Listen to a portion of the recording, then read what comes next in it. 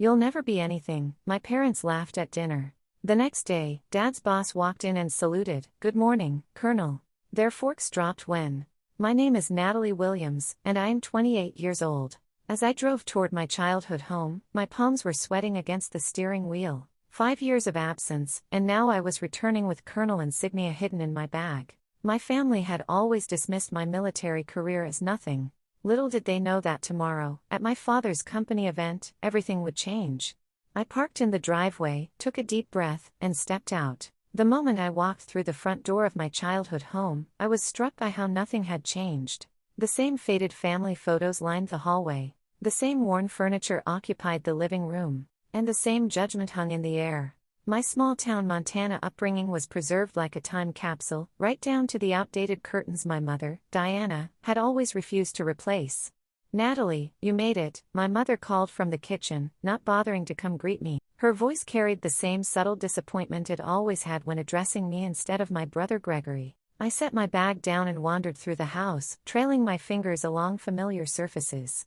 My father, Albert, had worked at Pinnacle Defense Systems for over 30 years, climbing from engineer to senior executive through dedication and networking. Our family revolved around his career success and the shadow it cast for my brother to follow. "Your brother will be here soon," my mother informed me as I entered the kitchen. "He just got promoted again. You know, senior project manager now." The pride in her voice was unmistakable, the kind she never used when discussing my career. "That's great," I replied, the words feeling mechanical after years of practice. "I'll have to congratulate him." My mother continued preparing dinner, chattering about Gregory and his wife Megan, their new house, and all the corporate accomplishments that made them the golden children of our family. Not once did she ask about my life or career. I excused myself and headed upstairs to my old bedroom. Like everything else, it remained frozen in time. Cheerleading trophies from high school, academic awards, and college acceptance letters still decorated the walls and shelves. My parents had preserved everything from before I made my disappointing choice to join ROTC instead of pursuing a business degree. What they did not display were any acknowledgments of my military career, no photos of my commissioning ceremony, no shadow boxes of achieved ranks, no newspaper clippings about deployments or promotions. In their minds, I had wasted my potential the moment I chose service over corporate success. I sat on my childhood bed, running my hand over the familiar quilt, remembering the night I told them about my ROTC scholarship. My father had stared at me with such disappointment that I almost changed my mind. "The military is for people without options, Natalie," he had said. "You're smarter than that." Even then, they had been grooming Gregory to follow in my father's footsteps at Pinnacle. My brother had eagerly embraced the plan, thriving on the favoritism and using every opportunity to remind me how much more successful he would be. I opened my suitcase and carefully removed the garment bag containing my dress uniform. Tomorrow, Pinnacle Defense Systems would be hosting their annual leadership conference, and my father had mentioned that the CEO, Shannon Murphy, would be visiting their branch. What my family did not know was that I was now the military liaison for the $1.2 billion defense contract between the Army and Pinnacle, a position I had earned through years of dedicated service and expertise. My finger traced over the Silver Eagle insignia of my colonel rank, achieved faster than almost anyone in my division's history. At 28, I was one of the youngest colonels in the modern Army, specializing in cybersecurity defense systems, the very technology Pinnacle was contracted to develop. I carefully hung up my uniform in the closet, making sure it was hidden behind some old clothes. For tonight, I would endure one more family dinner of dismissal and condescension. Tomorrow would be different. The doorbell rang, announcing Gregory's arrival. I took a deep breath, squared my shoulders like I was heading into battle, and went downstairs to face my family. The dining room felt smaller than I remembered, constricted by the oversized personalities gathered around the table. My brother Gregory had arrived with his wife Megan, both dressed in expensive business casual attire that screamed corporate success. My cousin Tiffany had also been invited, which was no surprise. She worked as a finance director at a prestigious bank and was often held up as another example of what I should have aspired to be. "Natalie, you remember Tiffany?" my mother said, as if we had not grown up together. She just closed a multi-million-dollar deal for her bank. "Hi, Tiffany," I said, giving her a genuine smile. Unlike my immediate family, Tiffany had always been kind to me, even if she didn't understand my choices. "It's good to see you, Nat," she replied, giving me a quick hug. "Been way too long." The initial conversation remained pleasant as we served ourselves from the dishes my mother had prepared. My father, Albert, sat at the head of the table, occasionally checking his phone for work emails despite my mother's disapproving glances. "So, Dad," Gregory began, predictably steering the conversation toward himself, "I wanted to tell you about the new project I'm heading up. Shannon personally selected me to lead the team." My father beamed with pride. "That's my boy. Shannon Murphy doesn't hand out responsibilities lightly. You must have really impressed her." "Well," Gregory continued, shooting me a glance to make sure I was paying attention, "it's the same project you've been working on for years. Shannon says my fresh perspective might help move things along faster." I bit my tongue, knowing that the project was actually the Army contract I was now overseeing. If only they knew how much authority I actually had over the success or failure of Gregory's new position. My mother Diana immediately jumped in, eager to showcase Gregory's achievement. "Tell them about the staff you're managing now, dear." Gregory puffed up. 12 direct reports, including 2 senior engineers who have been with the company for over 20 years. They weren't too happy about reporting to someone younger, but they got over it when they saw my results. "That's wonderful," my mother cooed, then turned to me with a thin smile. "Natalie, how is your job going? Are you still at the same rank?" The dismissive way she said job rather than career was not lost on me. "Things are going well," I replied simply, not willing to reveal my promotion yet. "Still a captain or whatever?" my father asked vaguely, not even knowing the correct progression of military ranks. "Something like that," I answered, taking a bite of mashed potatoes to avoid elaborating. "You know," my mother interjected, "Tiffany just bought a beautiful new condo downtown. 3 bedrooms with a gorgeous view of the mountains." Tiffany looked uncomfortable at being used as a comparison point again. "It's really not that impressive," she said graciously. "Just good timing in the market." "Still," my mother continued, "it's nice to see young people establishing themselves properly, building equity instead of moving around every few years." The dig at my military lifestyle was clear. I had lived in 4 different states and 2 countries in the last 8 years, something my mother considered unsettled and immature. "Speaking of tomorrow," my father said, thankfully changing the subject, "the CEO is coming to review our branch. It's a big deal. Shannon Murphy doesn't visit regional offices often." "I have my presentation already," Gregory boasted. "Shannon already emailed me personally to say she's looking forward to my innovation proposal." "Is there anything special planned for the visit?" I asked innocently. My father nodded. "Full staff meeting, project reviews, and a special announcement about the military contract. Some colonel is supposed to come as the Pentagon liaison, but I doubt they'll send someone that high-ranking, probably just some major who will be impressed by our operation." I suppressed a smile. "That sounds interesting." "Not really," Gregory scoffed. "Military types never understand the business side of things. They just follow orders and check boxes." "Gregory," Tiffany said with a frown, "that's not fair." But my brother was on a roll now. "Come on, we all know the truth. The military is a fallback career. People who can't cut it in the real competitive world hide behind ranks and regulations." My mother nodded in agreement. "We always knew you were so bright, Natalie. That's why it was such a disappointment when you chose that path." "What exactly do you think I do in the Army?" I asked, keeping my voice level. "Push papers, follow protocols," my father shrugged. "Important work, sure, but not exactly challenging for someone with your potential." "You'll never be anything there," Gregory laughed. 10 years from now, you'll still be taking orders while I'm running my own division." The words stung despite my accomplishments. Years of therapy had helped me recognize that my family's approval shouldn't matter anymore, but old wounds ran deep. "I think Natalie made a choice that works for her," Tiffany attempted to defend me.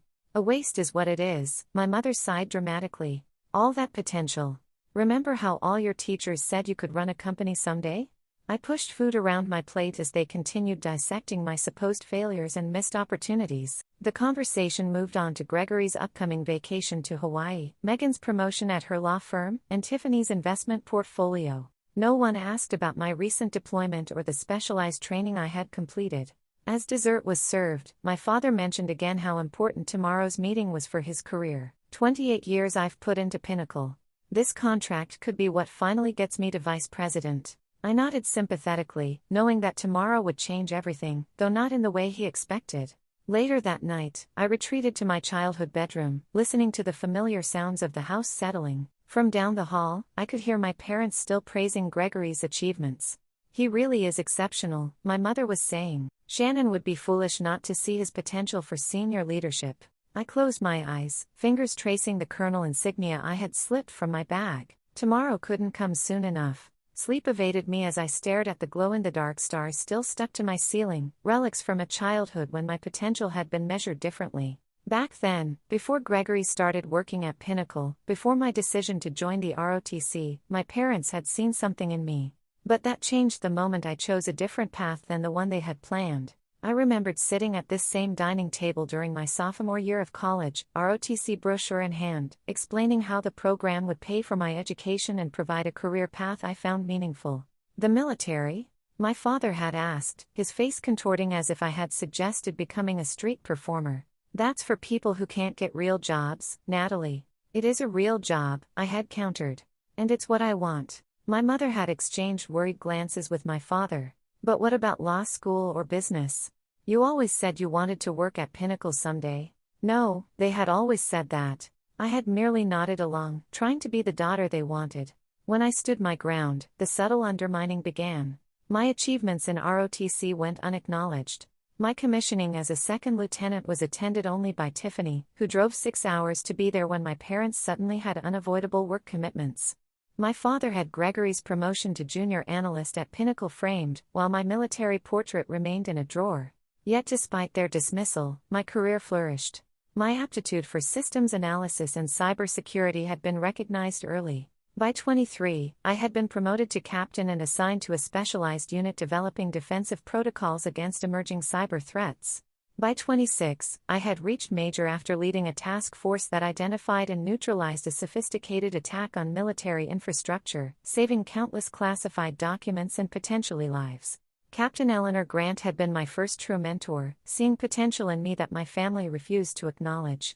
Williams, she had said after a particularly grueling training exercise, you think differently than the others. That's going to take you places.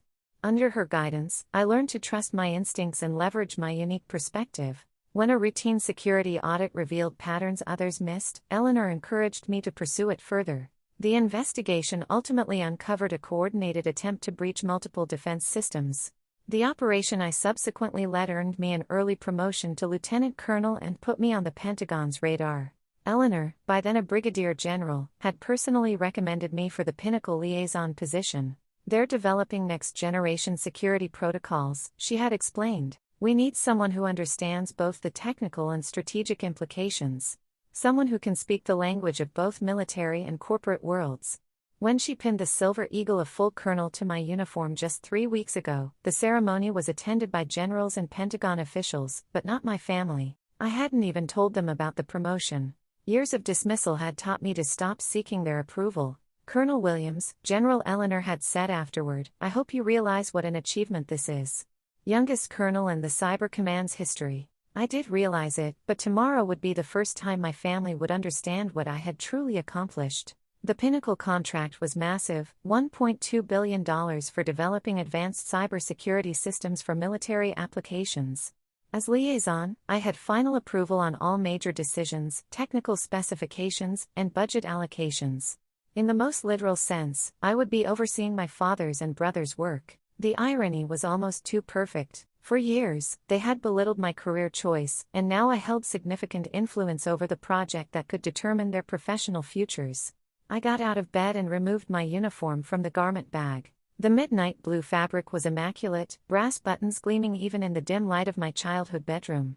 I ran my fingers over the rows of ribbons and medals, each representing missions, achievements, and sacrifices my family knew nothing about. The Silver Eagle insignia caught the light as I turned the uniform jacket in my hands.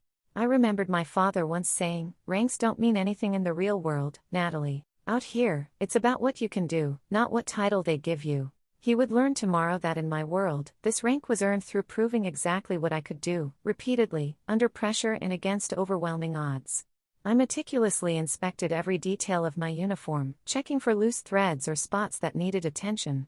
The ritual calmed me, the familiar routine grounding me against the emotional turbulence of being home. By the time dawn broke, I had moved past the hurt of yesterday's dinner. The uniform hung ready. My hair was precisely pinned according to regulation, and my resolve was firm. Today, Colonel Natalie Williams would report for duty, not the disappointing daughter they thought they knew. I dressed with practiced efficiency, each button and pin placed with precision. The person in the mirror reflected confidence, authority, and purpose.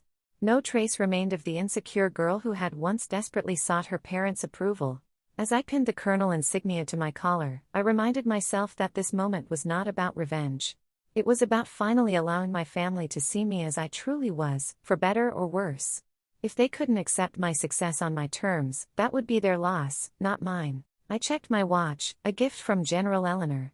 It was time. The company event would begin in an hour, and I needed to arrive early to coordinate with the security team. Downstairs, I heard my parents and Gregory preparing to leave separately. They had no idea I would be joining them, much less in what capacity. I waited until I heard their cars pull away before heading downstairs and out to my own vehicle. The drive to Pinnacle Defense Systems took less than 15 minutes. I used the time to center myself, reviewing key points about the contract I would be discussing today. This was not just about showing my family who I had become. It was about ensuring a critical national security project received the oversight it required. As I pulled into the reserved parking spot marked Military Liaison, I straightened my uniform one last time. The weight of responsibility settled comfortably on my shoulders, far more natural than the weight of family expectations ever had. It was time to step into the role I had earned, regardless of who might be watching. The Pinnacle Defense Systems headquarters loomed before me, a gleaming monument to corporate success and military-industrial partnership. The glass and steel structure housed some of the most advanced technology development in the country, including the cybersecurity systems I was now responsible for overseeing. Security at the entrance was tight, as expected for a facility with multiple classified projects. I approached the guard station where two security officers straightened immediately upon noticing my uniform and rank. "Good morning, Colonel," the first guard said, instantly recognizing the silver eagle on my shoulder. "May I see your identification, please?" I presented my military ID and project authorization. "Colonel Natalie Williams, Pentagon Liaison for Project Aegis." The guard's eyes widened slightly as he processed my clearance.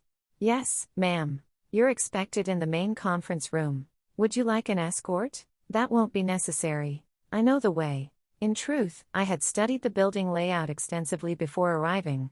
As I walked through the security checkpoint, I could feel the atmosphere shift. Military officers of my rank rarely visited regional offices, and certainly not ones as young as me. Employees stopped mid-conversation as I passed, some nodding respectfully, others clearly curious about my presence. The elevator carried me to the executive floor where the day's meetings would take place. As the doors opened, I came face to face with my brother Gregory, who was reviewing notes on a tablet. His eyes flicked up casually, then widened in shock as he registered both my presence and my uniform. "Natalie, what are you doing here? And why are you wearing that?" Confusion and the beginning traces of alarm crossed his face as he noticed the colonel insignia.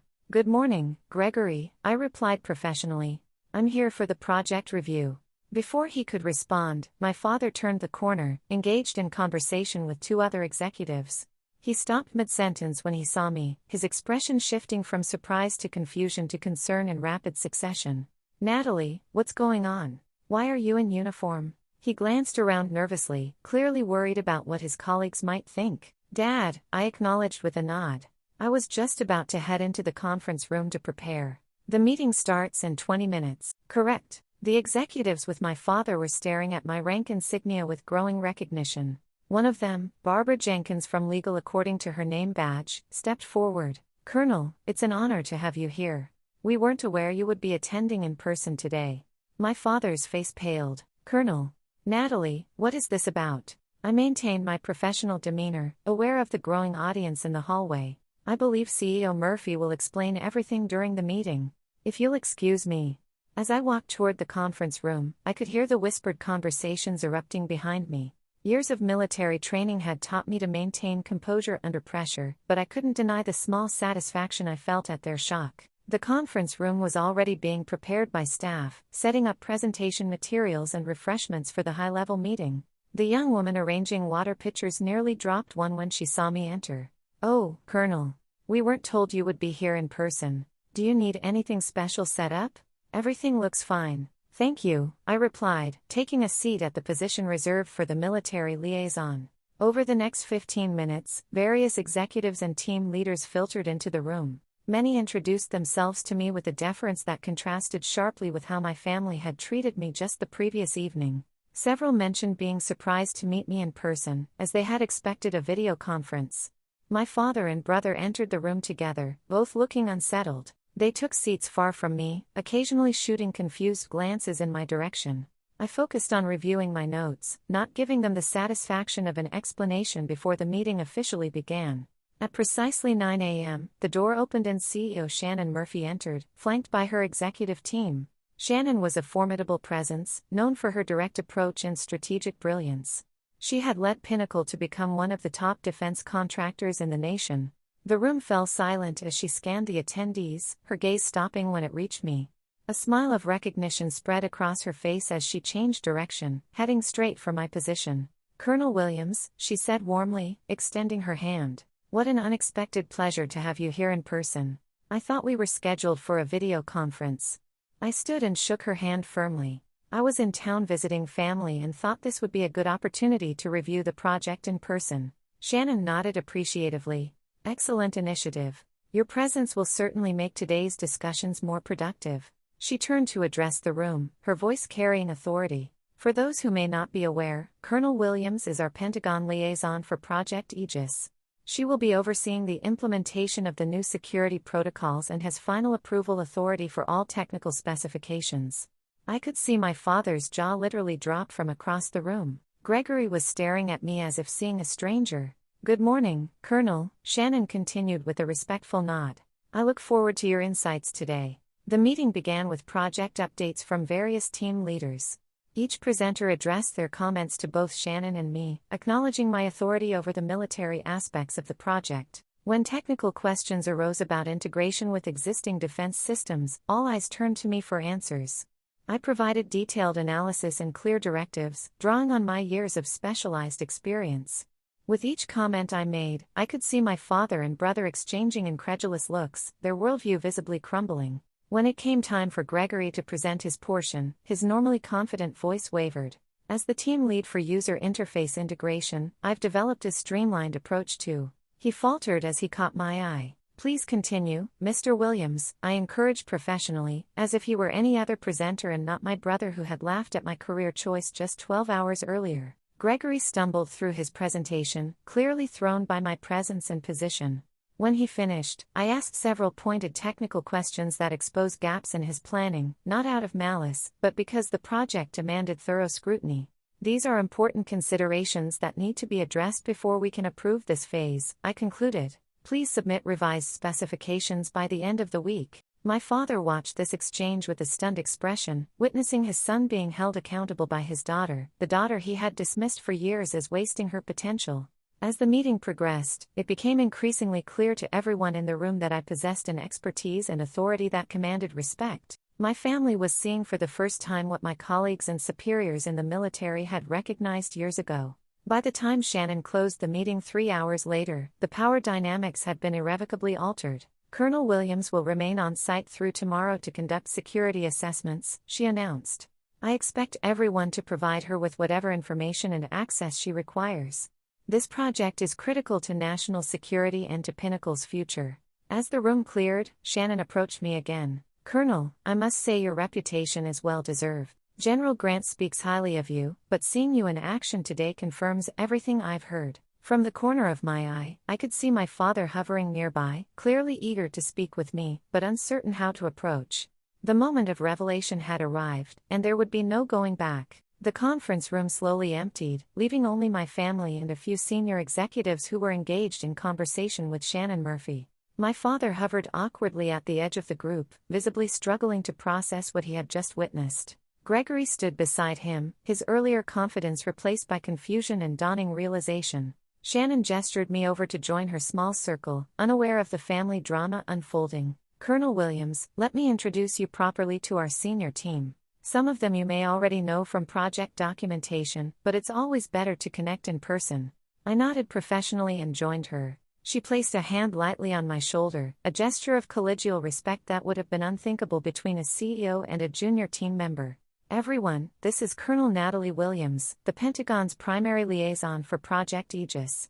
Colonel Williams has been instrumental in developing the security frameworks that will form the backbone of our system. The Senior Vice President of Engineering, a man named Thomas Bailey, extended his hand. Colonel, your reputation precedes you. Your paper on adaptive countermeasures against quantum computing threats was revolutionary. We've implemented several of your recommendations already. Thank you, Mr. Bailey. I appreciate the practical application of theoretical work, I replied, acutely aware of my father and brother watching this exchange with disbelief. Shannon continued the introductions until she reached my father. And of course, you must know Albert Williams, our Director of Regional Operations. Albert has been with Pinnacle for nearly 3 decades. An awkward silence fell as everyone registered our shared last name. Shannon looked between us, realization dawning on her face. Williams. Are you related? Before I could answer diplomatically, my father stepped forward. She's my daughter, he said, his voice a complex mixture of confusion and a new emotion I had never heard from him before. Was it respect? Your daughter? Shannon looked genuinely surprised. Albert, you never mentioned your daughter was Colonel Williams, the Colonel Williams who has been overseeing our biggest military contract. My father struggled to find words. I didn't. I wasn't aware of Natalie's current position. Shannon turned to me with a questioning look. I maintained my professional demeanor despite the personal undercurrents. My family and I haven't had much opportunity to discuss my career progression, I explained simply. Gregory, unable to contain himself any longer, stepped forward. You can't be serious. You're the colonel everyone's been talking about? The one with final approval on the entire project? Yes, I confirmed. I've been overseeing Project Aegis for the past 6 months since my promotion to full colonel. 6 months. My father repeated, his voice hollow. You've been a colonel for 6 months and never told us? Shannon looked increasingly uncomfortable as she realized she had stumbled into family tension. Well, this is certainly unexpected. Colonel Williams, perhaps you would like to explain your role directly to the team. Since you're here in person, we should take full advantage. I nodded gratefully for the professional redirect. Of course. Project Aegis represents a $1.2 billion investment in next-generation cybersecurity infrastructure. As the military liaison, my role is to ensure that all developments meet Pentagon specifications and security requirements. I moved to the front of the room and activated the presentation screen, displaying the project overview. As I spoke, I could see the expressions on the executives' faces shift from curiosity to genuine respect. My detailed knowledge of both the technical aspects and strategic implications demonstrated exactly why I held my position. All major design decisions, budget allocations, and implementation strategies require my approval before proceeding, I continued, the words landing heavily in the room. This includes staffing decisions for key positions. My brother paled at this last point, undoubtedly remembering his boast about leading a new team on the project. Shannon nodded approvingly as I finished my overview. As you can all see, we're fortunate to have Colonel Williams guiding this project. Her expertise is unmatched, and her authority in this matter is absolute. The executives nodded in agreement, several making notes. My father sat rigid in his chair, his expression unreadable. In fact, Shannon continued, Colonel Williams will be conducting performance evaluations of all team leads over the next 2 days to assess our progress and resource allocation. Gregory's face went from pale to ashen. Just last night, he had laughed about my career amounting to nothing, and now I would be evaluating his performance. As the meeting concluded, Shannon pulled me aside. Colonel, I had no idea Albert was your father. This must be quite a proud moment for your family. I offered a diplomatic smile. It's certainly a significant moment. Well, they should be extremely proud. Your work has been exceptional. I've told Albert many times how fortunate we are to have such a strong military partner on this project. My father overheard this exchange as he approached, his expression now a mixture of confusion and what appeared to be dawning regret. Natalie, he began, struggling with how to address me in this context. We need to talk. Of course, I replied professionally. I have a brief meeting with the security team, then I can meet you in your office at 11 a.m. He nodded mutely, unused to taking scheduling directions from me. As the executives filed out, I could hear them murmuring about the unexpected revelation. Did you know Albert's daughter was Colonel Williams? No wonder she rose so quickly, with connections like that. Actually, I heard she refused any family connections, did it all on merit. The last comment from Thomas Bailey carried clearly across the room, causing my father to stop in his tracks. The implication was clear: I had achieved my position not because of my family connections, but despite their lack of support. The truth was finally coming to light, and with it the opportunity for long overdue understanding. At precisely 11 a.m., I knocked on the door of my father's office. Through the glass partition, I could see not just my father, but my mother and brother as well. Someone must have called my mother to come to the office after the morning's revelations. "Enter," my father called, his voice lacking its usual authoritative tone. I stepped inside, still in full uniform, and closed the door behind me. My mother, Diana, sat perched on the edge of a chair, her expression fluctuating between confusion and something that looked almost like fear. Gregory stood by the window, arms crossed defensively across his chest. "Please, sit down," my father offered, gesturing to the chair across from his desk. "Thank you, but I prefer to stand," I replied automatically, adopting at ease position, hands clasped behind my back. An uncomfortable silence filled the room until my father finally spoke. "Why didn't you tell us? All this time we thought." "You thought what, Dad?" I asked calmly. "That I was wasting my potential.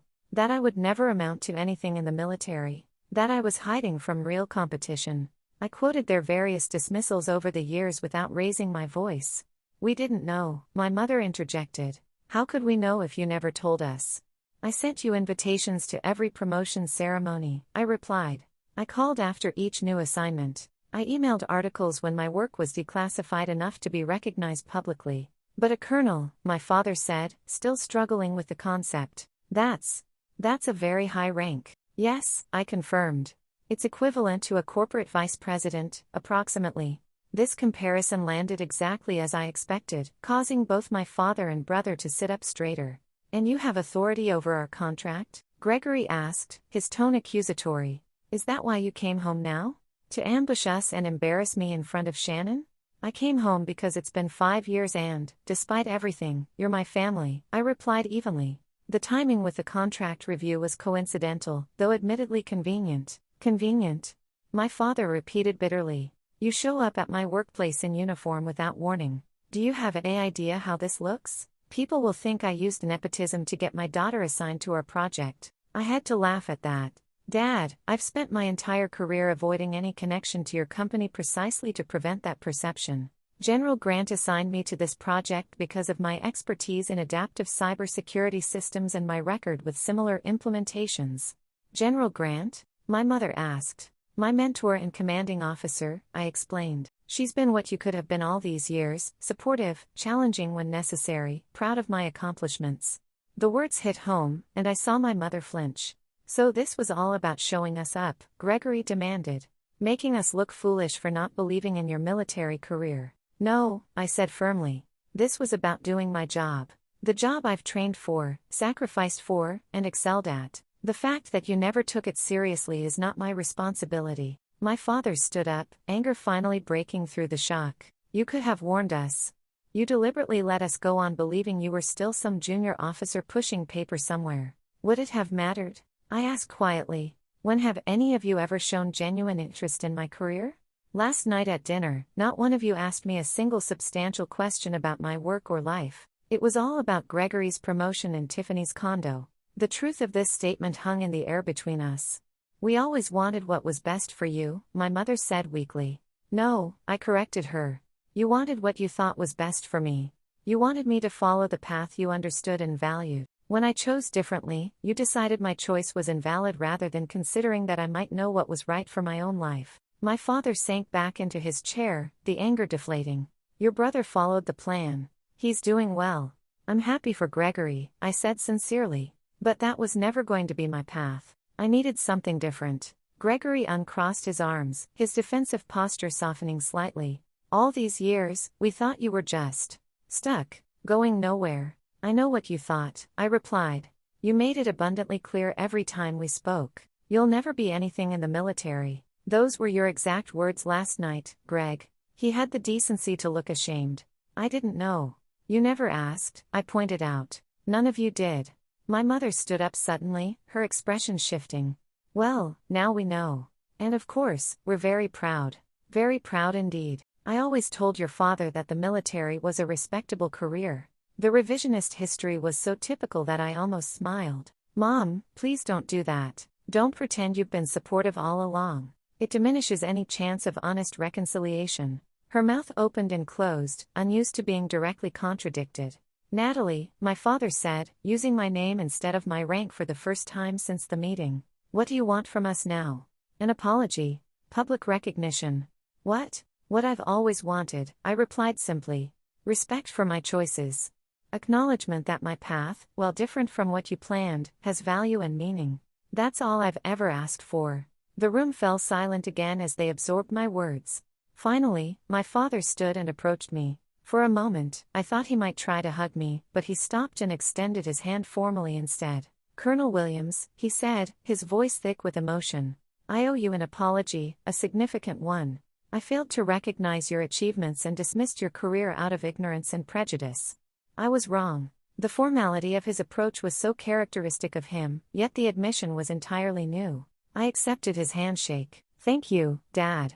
I still don't understand everything about what you do, he continued.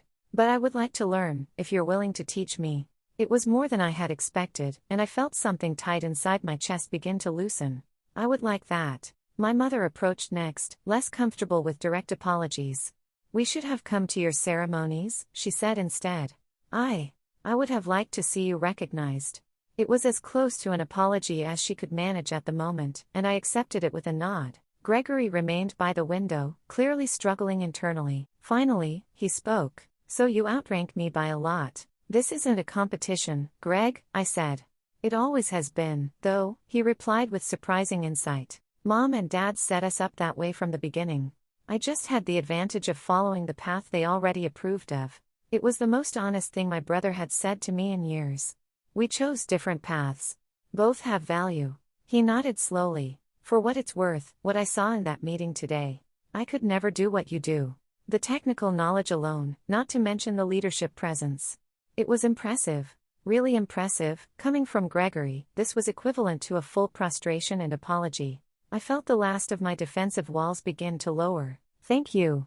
My father cleared his throat. Shannon wants to have dinner tonight, with all of us, now that she knows we're family. She's quite impressed with you, Natalie. I know, I said simply, allowing myself a small smile. Of course you know, my father replied, shaking his head with what looked like newfound respect. You probably know more about this company's operations than I do at this point. Only the classified parts, I said, and was rewarded with a genuine laugh from him, perhaps the first we had shared in years. The tension in the room had transformed into something different, something tentative but hopeful. There was damage to repair, years of dismissal and hurt to work through. But for the first time, I felt that my family was seeing me, truly seeing me. I have another meeting to get to, I said, glancing at my watch. But I would be happy to join you all for dinner with Shannon tonight. As I turned to leave, my mother called out, Natalie, we. She struggled to find the words. I know, Mom, I said gently.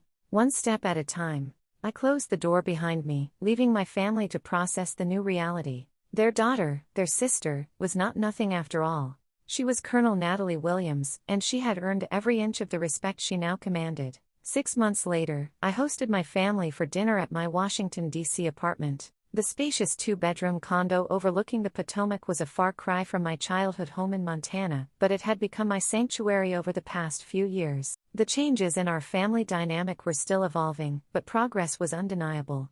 My father, Albert, arrived first, carrying a framed news article about the successful implementation of Project Aegis and my role in it. He had it professionally mounted and had been proudly displaying it in his office. I thought you might want a copy for your wall as well, he said somewhat shyly. The article featured a photo of me in uniform alongside General Eleanor and Shannon Murphy at the project launch. Thank you, Dad. That's thoughtful, I replied, genuinely touched by the gesture. 6 months ago, he would have considered such military recognition irrelevant. My mother, Diana, arrived with a homemade apple pie, my childhood favorite. Her attempts at connecting were still awkward but sincere. She had stopped making comparisons between me and Gregory or Tiffany, instead asking genuine questions about my work, at least the unclassified parts. Your apartment is lovely, Natalie, she commented, looking around at the minimalist but elegant decor. So neat and organized. Military precision, I joked, and she actually laughed instead of using it as an opportunity to criticize my career choice. Gregory and Megan arrived last, bringing an expensive bottle of wine. The most surprising transformation had been in my brother. After the initial shock wore off, he had approached me with genuine curiosity about my work and career path. So, he began as we sat in the living room before dinner. I implemented those security protocols you suggested last month. The team thought I was a genius for coming up with them. I raised an eyebrow. Did you give credit where it was due? He grinned sheepishly. Eventually, after enjoying the praise for about 5 minutes. But seriously, the implementation has been smooth. The client is impressed. Good work, I said sincerely. Your team executes well. This simple professional acknowledgement meant more to him now than any familial platitude ever had. He had started seeing me as a colleague worthy of respect, not just his little sister. My father, who had been examining the military awards displayed modestly on my bookshelf, turned to me. I read that article about the cyber attack you helped prevent last year. I didn't understand all the technical details, but it sounded significant. It was, I confirmed. We caught it early, which was fortunate. Lives were at stake? He asked, beginning to grasp the importance of my work. Potentially, yes. Infrastructure security affects everyone. He nodded thoughtfully. I always thought military service was about physical combat. I never considered the cyber battlefield. Most people don't, I acknowledged. That's partly why we can be effective. Enemies don't always see us coming. The doorbell rang, and I excused myself to answer it. General Eleanor Grant stood in the hallway, her uniform as impeccable as always despite her off-duty status. Colonel Williams, she greeted me with a warm smile. General, I returned the greeting. Thank you for joining us tonight. I had invited Eleanor to dinner partly because she was in town for meetings, but also because I wanted my family to meet the woman who had believed in me when they had not. Everyone, I announced as we returned to the living room, this is Brigadier General Eleanor Grant, my commanding officer and mentor. Eleanor, this is my family. My father stood immediately, extending his hand with the respect he would show any high-ranking corporate executive. General Grant, it's an honor. I understand we have you to thank for recognizing Natalie's potential. Eleanor shook his hand firmly. The potential was always there, Mr. Williams. I simply provided the opportunities for it to flourish. My mother bustled forward. General, please make yourself comfortable. Dinner is almost ready. As we moved to the dining table, the conversation flowed more naturally than any family gathering I could remember. Eleanor shared stories about military life that helped my parents understand the world I inhabited, while carefully avoiding classified details. Natalie designed a simulation program that's now standard training for all cybersecurity personnel, she told them over the main course. Her approach reduced successful breach attempts in training scenarios by 63%. I watched my parents absorb this information, saw them truly hearing about my accomplishments perhaps for the first time. We didn't know, my mother said quietly. All these years, we didn't know what you were really doing. You never asked, I replied, but without the bitterness that would have colored those words 6 months ago. But now you know, and that's what matters. After dinner, Gregory helped me clear the dishes while our parents continued talking with Eleanor. You know, he said quietly, I spent years thinking I was ahead of you in the game of life, getting promotions, climbing the corporate ladder, making connections. But you were playing an entirely different game at a much higher level. It was never a competition, Greg, I reminded him. I know that now, he acknowledged. And I'm sorry for making it one. These moments of genuine connection would have seemed impossible during that painful family dinner 6 months ago. The healing wasn't complete, perhaps would never be fully complete, but it was real progress. Later, as we enjoyed coffee and my mother's apple pie, my father raised his glass in a toast. To Colonel Natalie Williams, he said, his voice carrying an unmistakable note of pride, who proved that following your own path can lead to extraordinary places. We may have been slow to see it, but we couldn't be prouder now. I raised my glass along with the others, feeling a sense of peace I hadn't experienced in my childhood home for many years. The validation I had once desperately sought from my family no longer defined me. But their recognition was still healing. In the end, it was never about proving them wrong. It was about becoming who I was meant to be, whether they approved or not. That they had finally come to respect my choices wasn't the victory. The victory had been in making those choices for myself all along. So, what about you? Have you ever had your achievements dismissed by people who should have supported you? How did you handle it? Share your experiences in the comments below. And if this story resonated with you, please hit that like button and subscribe to hear more stories of resilience and triumph. Remember to share with anyone who needs to be reminded that sometimes the best validation comes from proving yourself on your own terms. Thank you for listening, and remember, your path is valid even when others fail to see its value.